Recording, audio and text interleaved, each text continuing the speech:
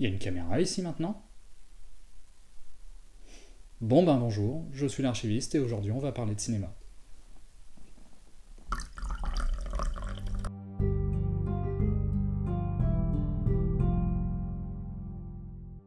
En 1998, Takashi Shimizu est invité à réaliser un fragment de Gakko no Kaidan, une anthologie télévisuelle d'horreur dont le titre peut se traduire par histoire de fantômes à l'école, une sorte de mélange entre les contes de la crypte et les profs. Non, oubliez, je suis pas fan de cette comparaison. C'était une anthologie de J-horror, un courant du cinéma japonais né vers la fin des années 80 et qui redonna une grosse popularité au genre horrifique dans ce pays. L'anthologie regroupait des cinéastes confirmés comme le réalisateur Kiyoshi Kurosawa, mais aussi des artistes débutants dont Takashi Shimizu. Dans ces deux courts-métrages, In a Corner et 4, ouais bon 10-4 ce sera plus simple comme ça, Shimizu nous présente deux fantômes. Un petit garçon pâle qui miaule, et une femme qui rampe en faisant un bruit entre le craquement et le gémissement, appelons ça un cramissement. Les deux segments ont beau durer moins de 3 minutes chacun, ils font très bonne impression, et on propose à Takashi Shimizu de réaliser deux téléfilms complets avec ces fantômes, Ju-on 1 et 2, sortis en 2000. Comme l'explique un carton au début de tous les films de la saga, le Ju-on c'est la malédiction issue de la colère d'individus morts violemment. Leur rage hante le lieu de leur mort et poursuit tous ceux qui y pénètrent jusqu'à les tuer ou les faire disparaître, créant un nouveau Ju-on. On apprend que les fantômes sont Kayako Saeki et son fils, Toshio Saeki. Ils ont été tués par le père, furieux d'apprendre que sa femme était amoureuse d'un autre homme. Kayako a eu de nombreux os brisés, d'où ses bruits étranges et sa démarche rampante, et Toshio a été enfermé dans un placard jusqu'à ce que mort s'ensuive. Puis son chat a été tué, c'est pour ça qu'il miaule, c'est parfaitement logique. Bref, les deux esprits hantent la maison familiale et n'en sortent que quand il s'agit d'aller tuer quelqu'un qui a fait l'erreur de venir le visiter. Comme ça fait une petite sortie mère-fils, on se promène, on va tuer des gens, c'est sympa, c'est convivial. Les deux téléfilms plaisent beaucoup à la fois au public et aux producteurs, Shimizu réalise donc une version pour le cinéma qui sort en 2002. Puis une suite en 2003. Puis les États-Unis, enthousiasmés par le succès quelques années plus tôt de The Ring et de son remake, demandent à Shimizu lui-même de faire le remake de son propre film, The Grudge, sorti en 2004. Puis sa suite en 2006. Puis un nouveau remake en non, je plaisante, il s'est arrêté là. Ce qui veut dire qu'en moins de 10 ans, Takashi Shimizu a réalisé 6 films à partir du même concept. On peut les classer en 3 diptyques, même si en réalité ce n'est pas aussi simple que ça. Les deux téléfilms sont clairement liés, d'ailleurs la première demi-heure du deuxième est une reprise intégrale de la fin du premier, on peut donc regarder les deux comme un seul film de 2 heures. Ah et puis les événements de In a Corner et de 10-4 se passent pendant l'intrigue du premier film. Les deux films cinéma japonais reprennent la numérotation à 0 mais sont plus des suites au téléfilm qu'un reboot. Le premier film américain est le remake du premier film cinéma japonais, le deuxième est une suite du remake sans être un remake de la suite. Sauf que, en réalité, il y a des soucis de continuité entre les deux sagas japonaises, par exemple une invasion de Kayako à la fin du deuxième téléfilm et la création d'une deuxième source de Ju-on dont on n'entend pas reparler dans les versions cinéma. Shimizu pensait à l'époque que la saga s'arrêterait avec les téléfilms, mais il admet s'être un peu lâché sur la fin. De plus, le premier film américain reprend plusieurs éléments d'intrigue du premier téléfilm, et le deuxième film, bien qu'il ne soit un remake de rien, reprend des scènes de plusieurs des 4 films originaux, parfois presque au plan près. Pour résumer la situation, c'est le bordel. Suite au remake, en plus des similitudes dans les intrigues, les films partagent un certain nombre de points communs sur le plan formel. Premièrement, ils ont tous du même réalisateur, mais ça je l'ai déjà dit, et si je commence à me répéter, on va vraiment pas s'en sortir. Deuxièmement, ils suivent tous un assez grand nombre de personnages, les mettant tour à tour au centre de l'action, au point que Shimizu considère que dans les téléfilms, le protagoniste du film est la malédiction plus que ses victimes, puisque seule cette malédiction est présente de façon majeure dans tous les segments. C'est atténué dans les versions cinéma qui ont tout un ou deux fils rouges narratifs et donc des protagonistes plus clairement définis, mais le récit s'en éloigne fréquemment pas mal, le temps de suivre un autre personnage jusqu'à sa mort ou sa disparition. Troisièmement, les 4 films japonais se divisent en chapitres qui portent tous le nom d'un des personnages. Les films américains ne reprennent pas explicitement ce code, mais les fondus au noir très réguliers sont un résidu de cet aspect. En fait, ils ont juste supprimé les noms. Je sais pas, peut-être qu'ils ont pensé que ce serait trop dur pour les gens de lire quelque chose. Toujours est-il que ça donne un côté assez systématique à la narration. On suit un personnage, il se fait maudire, il voit apparaître Kayako et Toshio de manière plus ou moins originale, et il finit la plupart du temps par mourir ou par disparaître. Quatrièmement, la narration n'est pas chronologique. Plusieurs mois, voire plusieurs années en avant ou en arrière séparent certains chapitres. C'est une technique utilisée pour créer un certain suspense, ou pour faire des rebondissements, parfois d'ailleurs un peu cheap. Je veux pas vous gâcher la fin d'un film, hein, mais ce rebondissement à la fin de...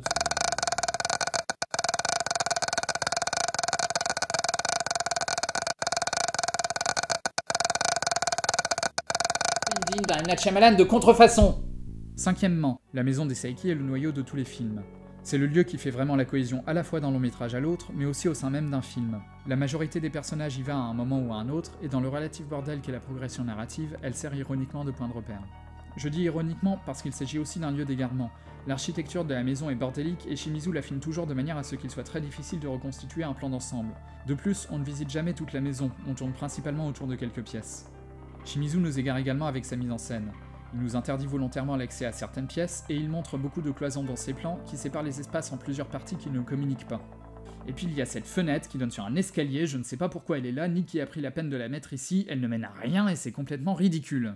Même temporellement, la maison et les fantômes semblent définir leurs propres règles, totalement indépendantes de la chronologie du monde réel, de toute façon déjà mise à mal par la narration.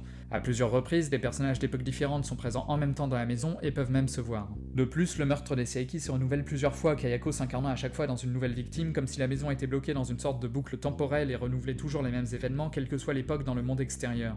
À ce stade-là, on peut déjà imaginer un cahier des charges d'un bon paquet de milliers de pages. C'est pas la peine de prendre cette image au sens propre, mais on peut aller encore plus loin. Comme je l'ai déjà dit, des séquences entières sont reprises d'un film à l'autre, surtout entre les versions japonaises et américaines, mais parfois aussi entre les différents films japonais. Plus encore, les films reprennent un grand nombre de figures assez emblématiques de l'horreur japonaise à différents stades de son histoire. L'apparence de Kayako, une femme en blanc avec de longs cheveux noirs, rappelle celle de Sadako dans The Ring et toute une tradition du fantôme japonais. Idem pour les photos hantées. Les portes fermées au ruban adhésif rappellent Kairo de Kiyoshi Kurosawa, mais admettons, les deux films ont des dates de sortie assez proches et ils sont probablement loin d'être les premiers à faire ça, donc ça n'a peut-être rien à voir. La capacité de Toshio et Kayako à manipuler la télévision et le téléphone rappelle aussi The Ring. La forte présence de lycéennes et d'étudiantes est aussi un élément récurrent de la J-horror en général. Tokyo était déjà montré avec des rues vides et des crépits dans Cure de Kurosawa. Les chats, la féminité du fantôme et le concept de Ju-on même appellent des traditions très ancrées dans la culture japonaise et il y a beaucoup trop de choses à dire, il va falloir s'arrêter là, je pense que vous avez compris, tenez même là, il y a un accident de voiture, je pense que c'est inspiré de Fast and Furious, mais je ne suis pas sûr, il faudra faire des recherches. Je ne dis pas que Shimizu a plagié, ce serait absurde, il est très loin d'être le seul à avoir réutilisé ces codes, qui pour une partie ne viennent même pas du cinéma à la base. Ces codes, il faut les prendre comme une sorte de boîte à outils dont Shimizu se sert allègrement et en plus avec un certain talent. La saga Ju-on remet en scène tout un héritage de la J-horror et même de la tradition horrifique japonaise au sens large. Et pourtant... Oui, fallait se douter qu'il y aurait un pourtant, hein. J'allais pas vous faire une vidéo de 10 minutes pour vous expliquer que les films sont tous pareils, j'ai mieux à faire de ma vie. Je pourrais trouver un exemple, mais j'ai pas envie. Et pourtant, donc, ils arrivent à être assez différents les uns des autres, dans la forme comme dans le fond, comme s'ils avaient été faits à chaque fois avec des intentions un peu différentes. Sur la forme, les apparitions des fantômes sont l'exemple le plus évident de cela. Par leur principe même, les films sont l'occasion de faire une sorte de compilation d'apparitions de fantômes. Certaines sont récurrentes, comme Kayako rampant dans l'escalier, mais chaque film tente à plusieurs reprises l'originalité en nous proposant des apparitions nouvelles, parfois d'ailleurs très belles graphiquement. Cette volonté de renouvellement, présente jusqu'au deuxième film américain, qui était quand même le 6ème de Shimizu dans le même univers, est plutôt louable et réserve quelques bonnes surprises. Enfin, bonne surprise, façon de parler quoi. Dans les téléfilms, aucun personnage n'est présent du début à la fin. Ceux qui sont là au début meurent en cours de route, et ceux qui sont encore là à la fin n'ont dans l'ensemble fait leur apparition que vers le milieu du film, comme vous pouvez le voir sur ce superbe graphique qui a demandé beaucoup trop d'efforts pour ce que c'est. Les deux Ju-on cinéma se concentrent déjà plus sur quelques personnages, et leur histoire a autant d'importance que la malédiction. Shimizu veut toujours nous montrer un mal qui s'étend. Mais la vie des personnages et la façon dont elle est modifiée par la malédiction a maintenant aussi de l'importance, ça parvient même parfois à donner des résultats assez touchants. Dans les remakes, les origines américaines des personnages deviennent un élément important des scénarios. Nous sommes désormais face à des Américains perdus dans un pays qu'ils connaissent mal et qui parfois leur fait peur. Ils sont donc encore plus isolés face à la menace des Seiki puisqu'ils ne la comprennent pas et qu'il leur est difficile de demander de l'aide. D'une certaine façon, on peut presque dire que les Seiki deviennent la manifestation de leurs pires angoisses face à cette culture inconnue. Ce changement de point de vue privilégie aussi la dimension enquête des films, surtout du deuxième. Les personnages veulent comprendre ce qui se passe et trouver une explication à peu près rationnelle, alors que la question ne se posait pour ainsi dire pas dans les originaux. Toshio et Kayako étaient morts violemment et voulaient se venger, c'était logique pour tout le monde. Ça faisait chier, d'accord, mais c'était logique. Les films japonais ont des fins plutôt fermées qui laissent peu de place à une éventuelle suite. C'est d'ailleurs à cause de ça que dans les versions cinéma, aucune référence n'est faite à la toute fin des téléfilms, alors qu'en dehors de ça, les deux sagas sont plutôt liées. Les films américains ont des fins beaucoup plus ouvertes, le deuxième opus était même prévu en partie pour déplacer l'action de la saga aux États-Unis afin de pouvoir faire encore plus facilement des suites à l'avenir.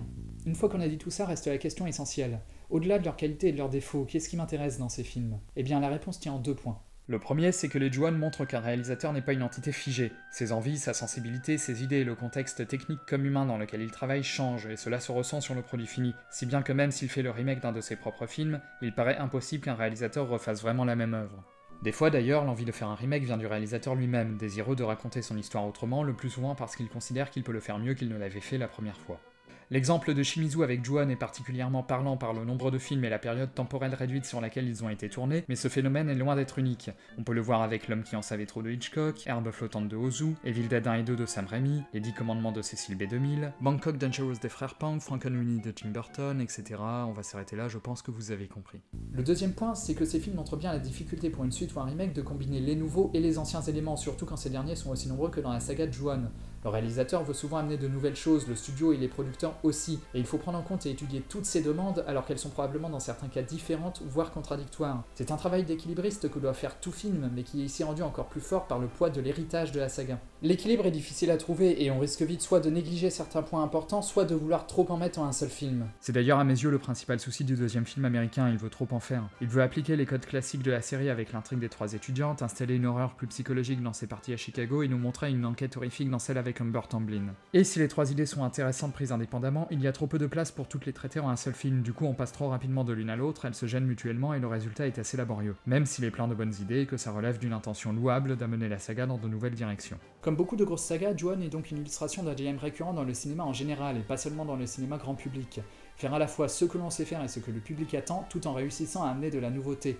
Autant pour ne pas lasser le public que pour ne pas se lasser soi-même. Sur un plan moins théorique, ça nous laisse 6 films de Shimizu et 11 en ajoutant toutes les suites, certes parfois très faibles, mais avec assez de bons opus pour que chacun puisse choisir son petit favori sans qu'un avis semble plus justifié qu'un autre. Même si en vrai le meilleur c'est quand même celui-là. Saloperie de gamin.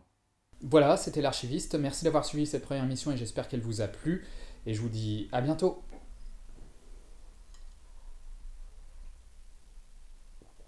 Elle se coupe pas toute seule la caméra ?